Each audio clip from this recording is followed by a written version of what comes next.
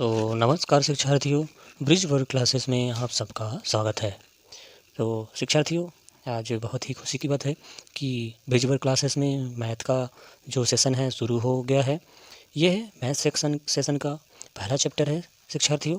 इस सेशन में हम संक्षिप्त रूप से संपूर्ण मैथ को देखेंगे और बहुत ही इजी और आसान शब्दों में देखेंगे शिक्षार्थियों। जैसा कि आपको पता है कि ब्रिज वर्क क्लासेस में बहुत ही आसान शब्दों में और जो है ऑथेंटिक बुकों से आपको बताया जाता है, समझाया जाता है। बस आपको थोड़ा सा ध्यान देकर समझने की ज़रूरत होती है शिक्षार्थियों।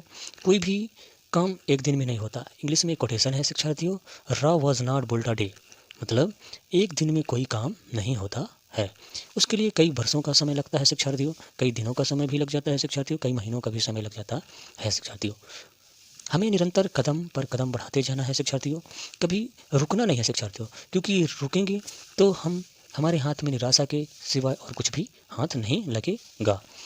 हमें बढ़ते रहने से जो सीखने का एक क्रम होता है वह सरल होते जाता है शिक्षार्थियों, और लगातार चलने से हमारे काम भी होते जाते हैं और हम आसान तरीके से धीरे धीरे ही सही और हम अपने गंतव्य स्थान तक और अपने लक्ष्य तक पहुंच जाते हैं। शिक्षार्थियों, देर किए बिना हम इस सेशन के फर्स्ट चैप्टर को शुरू करते हैं।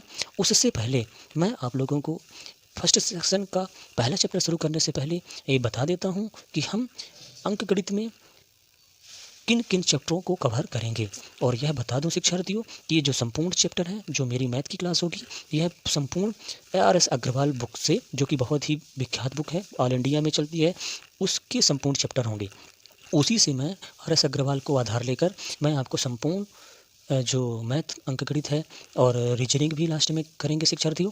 तो संपूर्ण जो गणित मेरी जो मैथ क्लास होगी वह RS अग्रवाल बुक पर आधारित होगी, जो बहुत ही ऑथेंटिक बुक है। इसमें डाउट करने की कोई भी आपको ज़रूरत नहीं है शिक्षार्थियों। मेरे साथ आप बने रहें। देखें कि सबसे पहले हम कौन कौन से चैप्टर पढ़ेंगे। मैं संक्षिप्त में आप लोगों को बता दे रहा हूँ। तो संख्या पद्धति फर्स्ट है, संख्या पद्धति, number system, SCF, LCM, decimal, fraction. शिक्षार्थियों देखिए, हम कौन कौन से चैप्टर पढ़ेंगे। संख्या पद्धति पहला chapter number system, second chapter है SCF, एलसीएम, थर्ड है decimal, fraction, four simplification, square root and cube root, average, base और नंबर। ये सब आप देख सकते हैं शिक्षार्थियों। वीडियो को पॉज कर देखें, मैं समय ज़्यादा नहीं लेना चाहता हूं क्योंकि इसको बताने में समय बहुत लग जाएगा। लगभग हम 26 चैप्टर इसमें कंप्लीट करेंगे, जो संपूर्ण मैथ को समेटे हुए होंगे और पूरी तरह कंपटीशन एग्ज़ाम के लिए एक कंक्रीट होगा, एक न्यू का काम करेगा यह जो सेशन होगा शिक्षार्थियों। कोई भी एग्ज़ाम हो, SSC हो गया, रेलवे हो गया, टेट हो गया और पटवारी, कोई भी एग्ज़ाम ले लो, बैंक हो गया शिक्षार्थियों, हर एग्ज़ाम के लिए यह रामबाण तथ्यवान होगा। और इसके बाहर कोई भी मैथ किसी भी एग्ज़ाम में नहीं पूछी जाएगी शिक्षार्थियों। RS अग्रवाल बुक से बाहर आज तक कोई भी जो है कंपटीशन एग्ज़ाम में मैथ नहीं आई है। और मैं इसी RS अग्रवाल को लेकर संपूर्ण चैप्टर बहुत ही आसान तरीके से, आसान शब्दों में आप लोगों के सामने इसको मैथ सॉल्यूशन को रखूँगा, जो आप लोगों के लिए बहुत ही उपयोगी और महत्वपूर्ण सिद्ध होगा। और आशा है कि आप लोग इस चैनल के साथ बने रहेंगे और अपने भविष्य को इसी प्रकार इससे जुड़ने के बाद अपने भविष्य को उज्जवल बनाने में आप ज़रूर सफल होंगे। इसी आशा के साथ, इसी कामना के साथ मैं पहला चैप्टर शुरू कर रहा हूँ शिक्षार्थियों। चलिए देखते हैं पहला चैप्टर, नंबर सिस्टम। शिक्षार्थियों, थोड़ा सा ये पहला चैप्टर था तो बताना मैं ज़रूरी समझा, इसलिए आप लोगों को थोड़ा सा टाइम लेके आप लोगों को इसके बारे में ज्ञात करवा दिया हूँ कि हम इसको कहाँ तक पहुँचाने वाले हैं इस सेशन को और हमारे उद्देश्य क्या होंगे।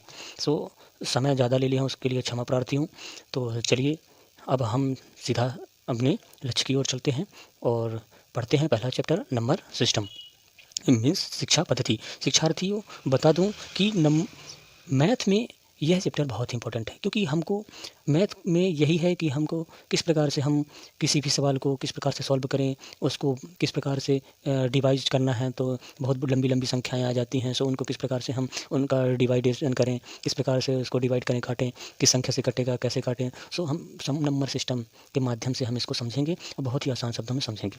सो पहला चैप्टर है नंबर सिस्टम। पहला, दो से विभक्ति के नियम। मतलब संख्या जो दो होती है वो संख्या दो किन अंकों को काटती है, कितने नंबरों को कैसे काटती है, आइए देखते हैं। दो से विभक्त कौन कौन सी संख्याएं होती हैं, दो से कौन कौन सी संख्याएं विभक्त होती हैं, इसके नियम देख लेते हैं। यदि किसी संख्या का इकाई अंक 0, 2, 4, 6, 8 में से कोई हो तो वह दो से विभक्त होगा। शिक्षार्थियों, इस ट्रिक को देख लें, इन अंकों को देखें, 0, 2, 4, 6, 8, चाहे कितनी भी बड़ी संख्या दी हो शिक्षार्थियों, उसका इकाई अंक देखना है आपको। उसके इकाई अंक में 0 हो, 2 हो, 4 हो, 6 हो, 8 हो, तो वह चाहे जितनी भी बड़ी संख्या हो शिक्षार्थियों, 2 से डिवाइड हो जाएगी, 2 से कट जाएगी। तो एक भाग का नियम तो हमको ज्ञात हो गया शिक्षार्थियों। हम डर जाते हैं, बड़ी संख्या आती है तो ढूंढने लगते हैं कि किस संख्या से कटेगा। सो इसको देख लें शिक्षार्थियों, किसी भी संख्या के इकाई अंक में 0 हो, 2 हो, 4 हो, 6 हो, 8 हो, तो वह 2 से विभक्त होगा। नेक्स्ट है शिक्षार्थियों 3 से। हमने 2 से देखा, अभी इसको समझें शिक्षार्थियों। सॉरी, देखिए यहाँ पर 97532 है, तो देखिए इसके इकाई अंक में क्या है, 2 है। देखिए इनमें से 2 है ना, तो यह 2 से विभक्त हो जाएगा। अब इसको डिवाइड करके देख लेना। नेक्स्ट है जैसे 18,063,4, यह देखिए 4 है क्या जी, यहाँ पर 4 है नियम में, सो यह 2 से डिवाइड हो जाएगा।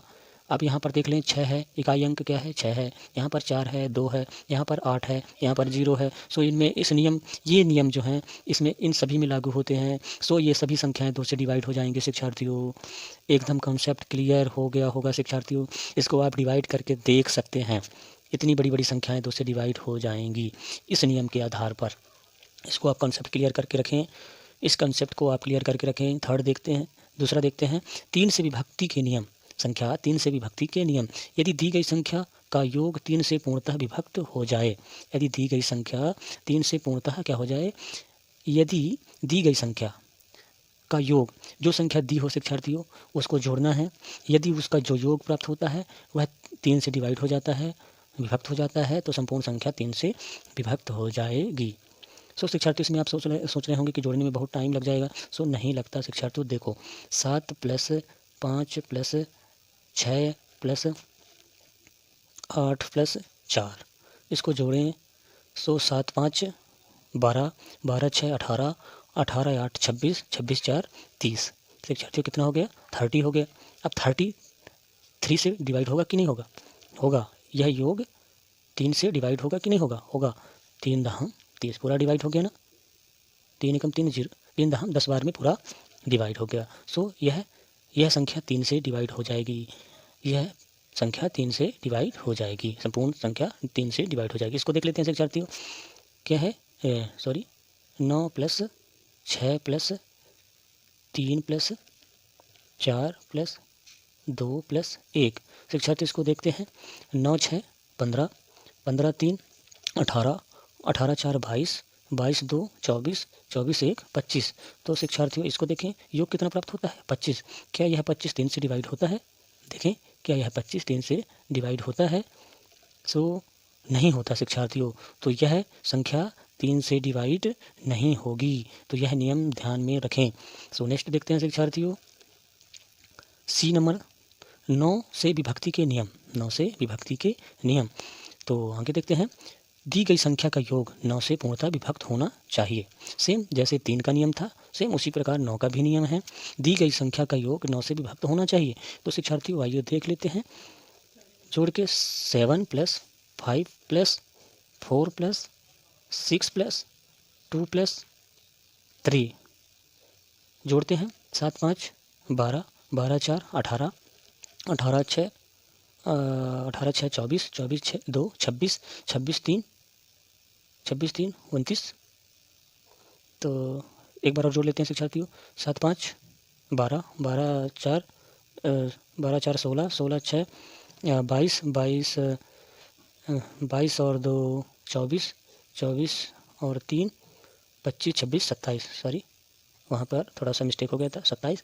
अब 27 को हम 9 से डिवाइड करें शिक्षार्थियों, 27 को हम 9 से डिवाइड करें, सो देखेंगे कि 9 तिया 27, सो 9 से यह डिवाइड हो जा रहा है, सो यह 9 से डिवाइड हो जाएगा। नेक्स्ट को जोड़ के देख लेते हैं शिक्षार्थियों, जो है 3 plus 7 plus 5 plus 6 plus 9 plus 3।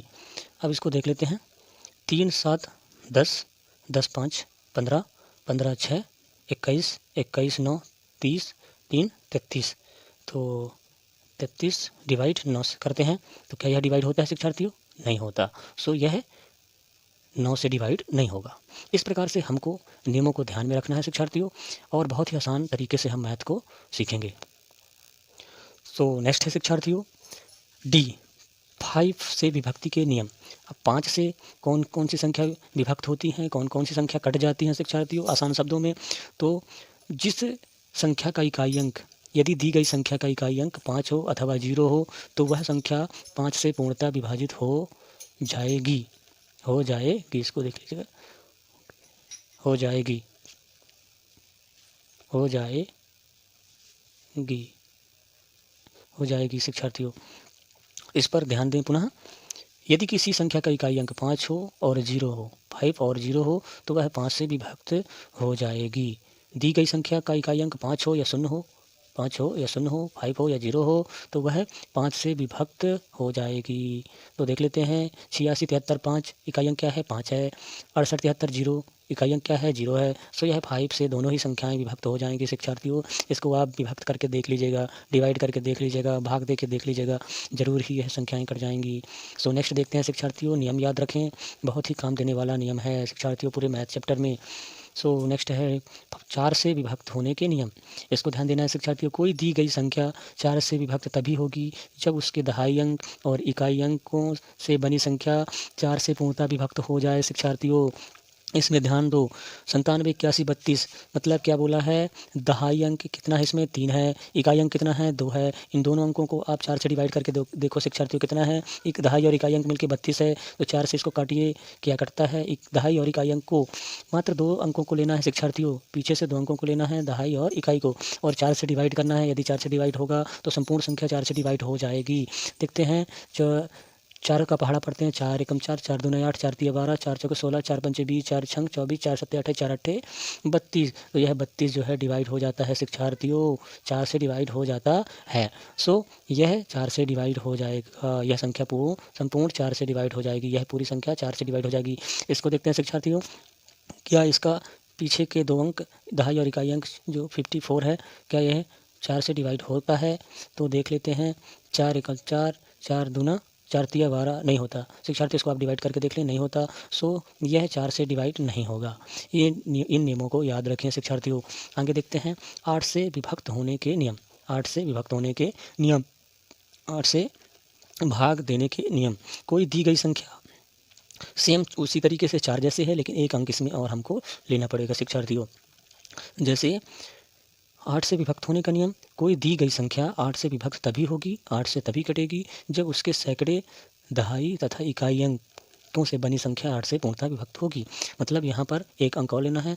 सैकड़े का अंक 4 है और दहाई का अंक 1 है और इकाई का अंक कितना है? 6 है। तो ले लेते हैं 4 1 6। इनको हम 8 से डिवाइड करते हैं, देखते हैं कटता है कि नहीं। तो 8 का पहाड़ा करते हैं।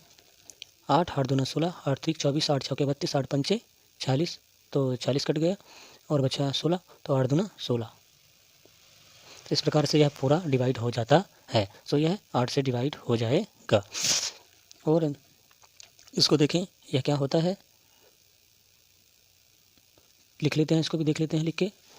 इसका सैकड़े का अंक 4 है, दहाई का अंक 3 और इकाई का अंक 2। इसको हम 8 से डिवाइड करते हैं। 8 25 40, फिर बचता है 1 नहीं 2, तो कटता है कि 3 बचता है। 8 चौके 32, बिल्कुल कट जाता है। तो यह भी डिवाइड हो जाता है। तो शिक्षार्थियों यह भी कट जाता है, देख लें तो यह भी 8 से डिवाइड होगा। सो शिक्षार्थियों नियम एकदम समझ में आते होंगे, तो आप वीडियो को बार बार रिवाइज करके देख भी सकते हैं। सो शिक्षार्थियों नेक्स्ट देखते हैं। कहीं पे भी डाउट हो तो आप वीडियो को रिवाइज एक बार ज़रूर कर लें, देख लें, डाउट क्लियर हो जाएगा शिक्षार्थियों। सो नेक्स्ट है और अंतिम है घेरा से विभक्त होने के नियम। घेरा से विभक्त होने के नियम। कोई दी गई संख्या घेरा से तभी विभक्त होगी जबकि इकाई से बाईं ओर चलने पर सम स्थानों के अंकों के योग तथा विषम स्थानों के अंकों के योग का अंतर 0 हो अथवा घेरा हो, तभी घेरा से वह संख्या पूर्णतः विभाजित होगी शिक्षार्थियों। तो देखिए, हाँ मैं बताता हूँ कि बाईं ओर से यहाँ ले लेते हैं लेफ्ट, यहाँ ले लेते हैं राइट साइड ले लेते हैं। तो यहाँ पर देखिए लेफ्ट साइड ले लेते हैं, तो यहाँ से हम सम स्थानों की संख्याओं को यहाँ तक गिनेंगे। तो हम यहाँ से पहला बाईं ओर से क्या ले लेते हैं, 8 ले लेते हैं। 8 प्लस यहाँ पर क्या है, फिर 8 के बाद एक संख्या को यहाँ से छोड़ते जाना है। बाएं तरफ से देखेंगे तो एक संख्या को का अंतर कर करके हमको लिखना है। 8 लिखिए, फिर एक संख्या को छोड़ देना है, 1 लिख लिए, फिर एक संख्या को छोड़ देना है, 6 को छोड़ के 4 को लिखना है, फिर 4 लिख लिए हम, फिर एक संख्या को छोड़ना है, 9 लिखना है, 9 लिख लिए। फिर यहाँ पे माइनस लगा देना है शिक्षार्थियों, माइनस का चिन्ह लगा देना है क्योंकि अंतर करना है, घटाना है। फिर दाएं साइड से लेना है, तो इधर से हम लिखते हैं 1 लिख लिए, प्लस इसको छोड़ के 5 लिखना है, 5 लिख लिए, फिर 5 के बाद 1 छोड़ना है, 4 को छोड़ दिए, 6 लिख लिए, फिर 6 के बाद एक संख्या को छोड़ना है, यानी 1 को छोड़ना है, 0 को लिखना है। अब इनका आप जोड़ कर लें और अंतर कर दें, तो 8 1 9, 9 4 13, 13 9 22, माइनस 1 5 6 6 6 12। एक बार और जोड़ लेते हैं शिक्षार्थियों, 8 1 9, 9 4 13, 13 9 22, 13 9 22। यहाँ पर जोड़ लेते हैं 1 5 6 और 6 12। तो यहाँ पर 22 में से 12 अंतर करेंगे तो कितना आता है शिक्षार्थियों, कितना आता है, 10 आता है। तो यहाँ पर 10 आता है, तो यह घेरा से डिवाइड नहीं होगा। देखिए क्या अंतर पर 0 आता है, नहीं आता, घेरा आता है, नहीं आता, अंतर करने पर 10 आता है, तो यह डिवाइड नहीं होगा। नेक्स्ट देखते हैं, यहाँ से लिख लेते हैं 2 प्लस 6 प्लस 1 को छोड़ के इसको लिख लिया हमने, इसको लिख लिया हमने, अब इसको लिखेंगे 7 प्लस 6, माइनस यहाँ से लिखेंगे 9 प्लस 1 को छोड़ के 0 प्लस 1 को छोड़ के 9 प्लस 3। तो इसको जोड़ते हैं शिक्षार्थियों, इनको जोड़ते हैं 2 6 8 8 7 15 और 6 21, माइनस 9 दून 18, 18 हो गया जोड़ में, 18 3 21। सो शिक्षार्थियों देखो, इनको घटाने से, इनका अंतर करने से 0 आता है। सो यह संख्या घेरा से पूर्णतः डिवाइड हो जाएगी। तो यह संख्या पूर्णतः घेरा से डिवाइड हो जाएगी और यह संख्या नहीं होगी, क्योंकि इसका अंतर करने पर, सम और विषम स्थानों का अंतर करने पर इसका योग, इनके योगों का अंतर 10 आता है, इसलिए यह घेरा से डिवाइड नहीं होगी। और इस संख्या का सम और विषम स्थानों का अंतर, योग का अंतर करने पर, सम और विषम स्थानों के योग का अंतर करने पर 0 आता है, तो यह संख्या डिवाइड हो जाएगी घेरा से। तो ये देखते हैं, और इस प्रकार से आप इसको लगाएंगे शिक्षार्थियों, यह आप लोगों के लिए है। और आप जहाँ पर भी डाउट हो, आप वीडियो को थोड़ा सा पॉज कर देख सकते हैं, समझ सकते हैं। सो आज बहुत ही विलम्ब हो गया शिक्षार्थियों, क्योंकि आज पहला चैप्टर था, मुझे कुछ आप लोगों को बताना भी था, इसलिए आज थोड़ा सा विलम्ब हो गया है। नेक्स्ट चैप्टर में मिलते हैं, इसी नंबर सिस्टम का ही नेक्स्ट चैप्टर होगा, जिसमें सम संख्याएँ, विषम संख्याएँ और सहअभाज्य संख्याएँ, इनके बारे में पढ़ेंगे, जो परीक्षा की दृष्टि से बहुत ही महत्वपूर्ण होती हैं शिक्षार्थियों। सो आज के लिए इतना ही। थैंक यू, नमस्कार।